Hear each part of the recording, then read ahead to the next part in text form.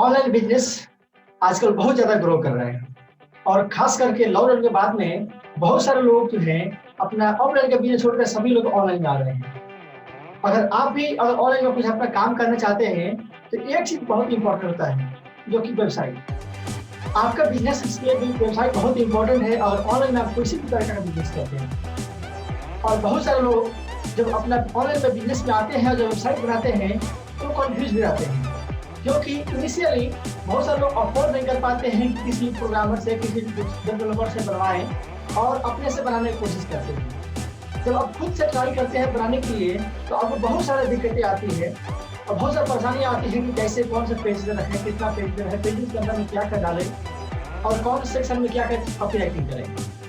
तो मैं आप लोगों को 5 स्टेप का एक फ्रेमवर्क देने वाला हूँ जिसके थ्रू आप अप्लाई करके आप आसानी के साथ में आप अपना वेबसाइट को बना सकते हैं। ठीक है, तो चलिए फिर एक एक करके देखते हैं कि वो 5 स्टेप फ्रेमवर्क क्या है और सीखते हैं।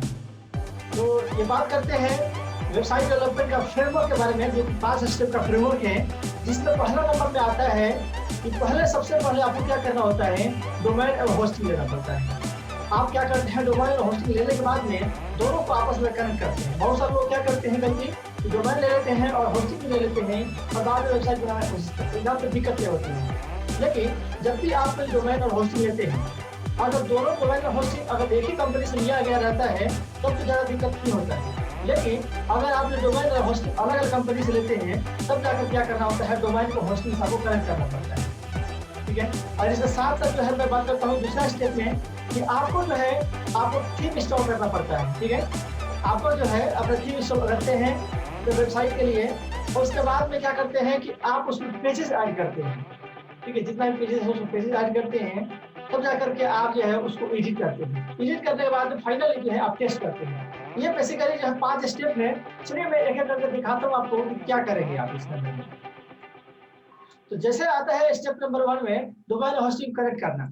तो आप जो है चाहे किसी भी कंपनी से लिए हो, गोडैडी हो, होस्टिंगर हो, होस्टगेटर हो, बिगरॉक हो या सिंपल स्मार्ट जो मेरा कंपनी है आप वहां से भी ले सकते हैं। ठीक है, अगर चाहते हैं इसके बारे में जानकारी के लिए तो आप कमेंट में मुझसे पूछ सकते हैं और मुझको जो है आप इंक्वायरी कर सकते हैं कि कैसे जो है आप भी अपना बिजनेस या डोमेन और होस्टिंग ले सकते हैं और कौन सा बेस्ट रहेगा आपका बिजनेस में।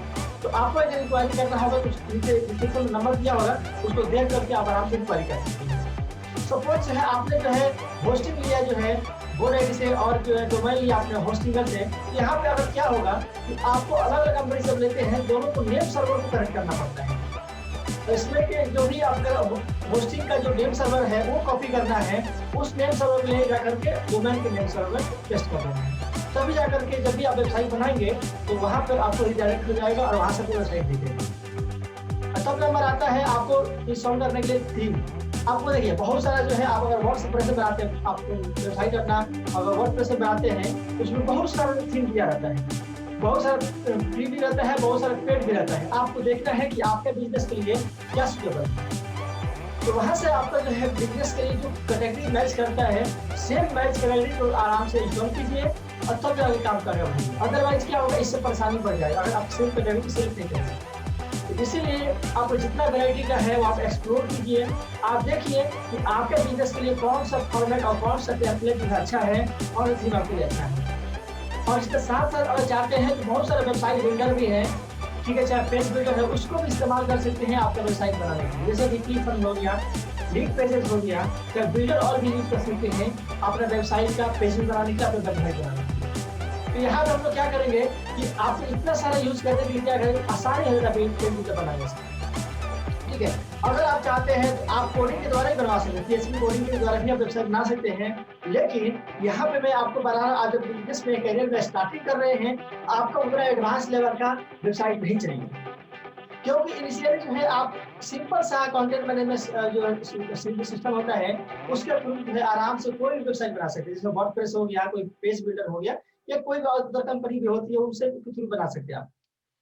स्टार्टिंग में आपको इतना एडवांस बनने की जरूरत नहीं है। ठीक है, तो आपको क्या करना है, सिंपल सा अपने लिए फ्रेमवर्क लगाइए और उसको इंस्टॉल कर दीजिए। जब आप एक बार में आपका जो है फ्रेमवर्क इंस्टॉल हो जाता है तो आप क्या करते हैं उसके अंदर में, ठीक है, उसके अंदर में जो भी प्लगइन से आप जो है प्लगइन जो है इंस्टॉल करता है, वर्डप्रेस से बनाए हैं तो प्लगइन उसके साथ में इंस्टॉल करते हैं।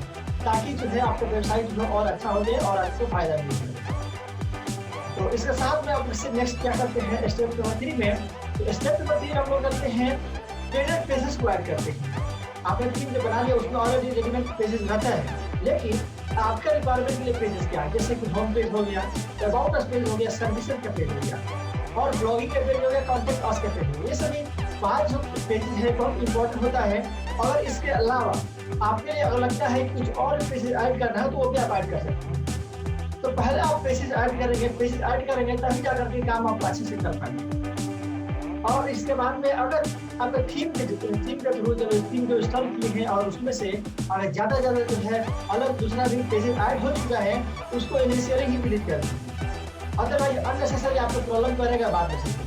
ठीक है, तो ये आप बात ध्यान रखेंगे, जो अननेसेसरी पेजेस उसको डिलीट कर दिए, जो आपके पेजेस चाहिए उसको आप इंस्टॉल कर दीजिए इस थीम के थ्रू। इस थीम का जो भी पेज बिल्डर दिया होगा उसके थ्रू, ठीक है ना।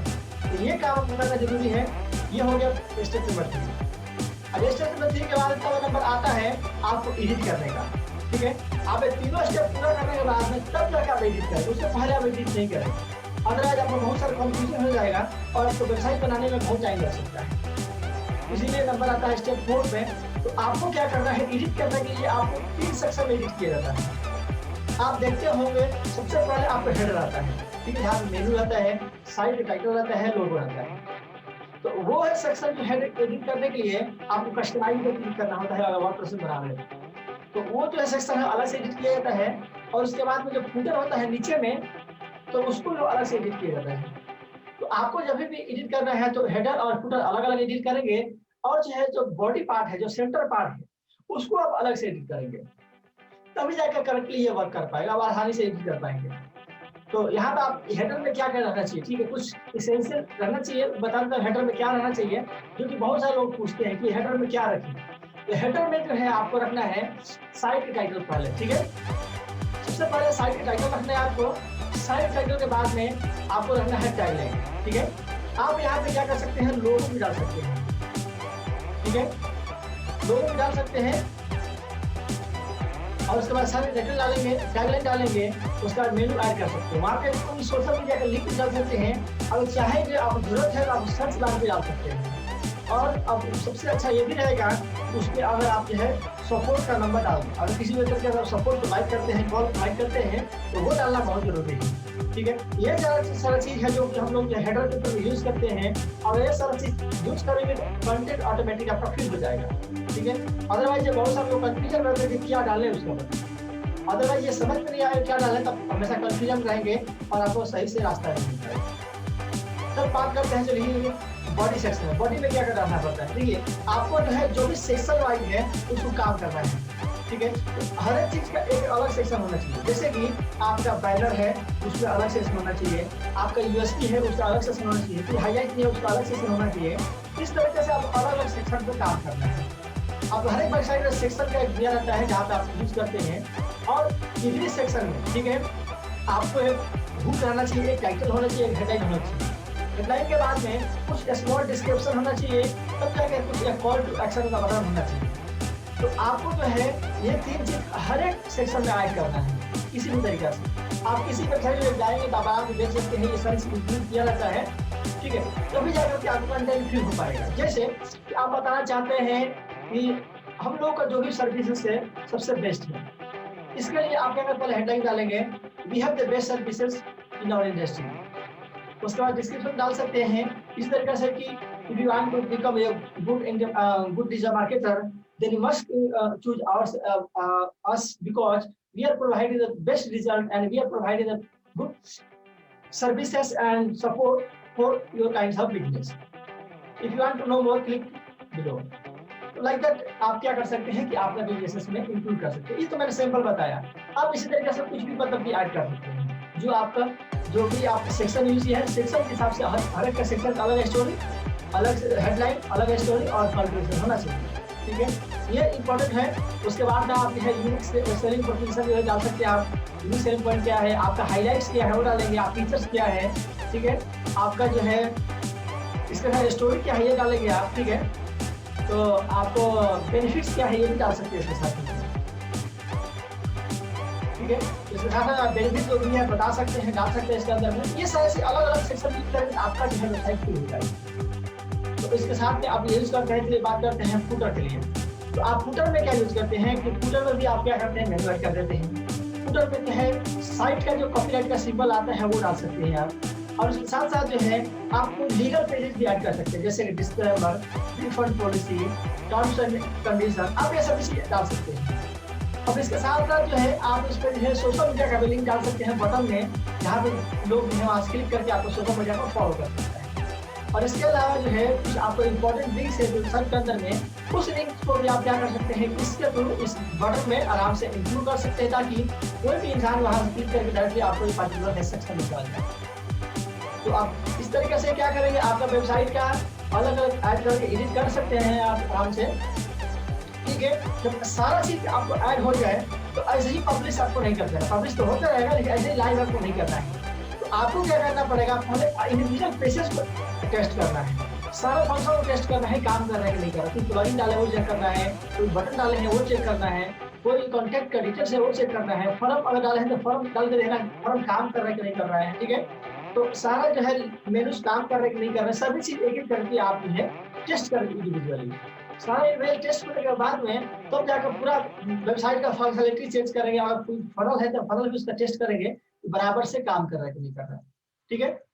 तो इस तरीके से मैंने जो है आपको 5 स्टेप्स बताया, जिसको आप फॉलो करके आसानी से जो है आप आराम से किसी भी वेबसाइट को बना सकते हैं। तो मैं आशा करता हूँ इस ट्रेनिंग से, इस आपको वीडियो से आपको फायदा मिला होगा। आप इसी तरीके से और वीडियो देखना चाहते हैं तो मेरे चैनल को सब्सक्राइब कर दीजिए, क्योंकि मैं इसी तरीके से दूसरे अन्य लोगों के लिए और बिजनेसेस के लिए मैं कंटेंट लेके आता रहता हूँ।